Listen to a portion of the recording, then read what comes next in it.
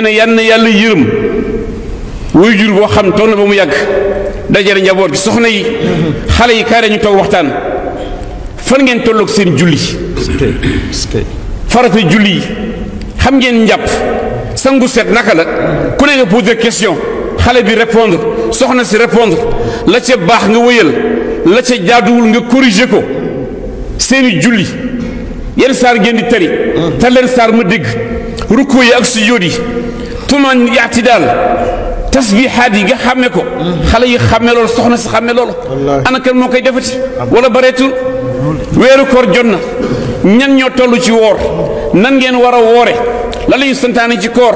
lan la ñuy sib ci koor nan la ñuy naafila jàng alxuraan ci biir kër gi xale yaa ngi koy def ba defatuñ ko xale yi am ngant te ay doom yu ndaw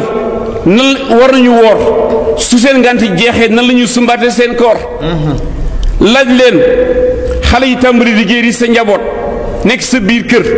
ndax di denc nga xaalis diggante daaw ak ren da nga war a génne azaka nan nga war a génne azaka ak kan nga ko war a jox miskiina ku laaj xale yi nan ngeen mel ak miskiin yi ndax daa ngeen xool bëtu yërmande daa ngeen leen dimbali le sens du partage xale da nga koy jàngal séddale soo amee dërëm xaaj ko ca digg ba jox sa rak jox sa xarit tabaarakallahu soo demee jàngi école ngeen nekk ci biir classe bi am koo dendal amul kaye nga abal ko benn kaye baa nga dagg fay ni ko am soo amee ñaari big alka bi si des léegi xale yi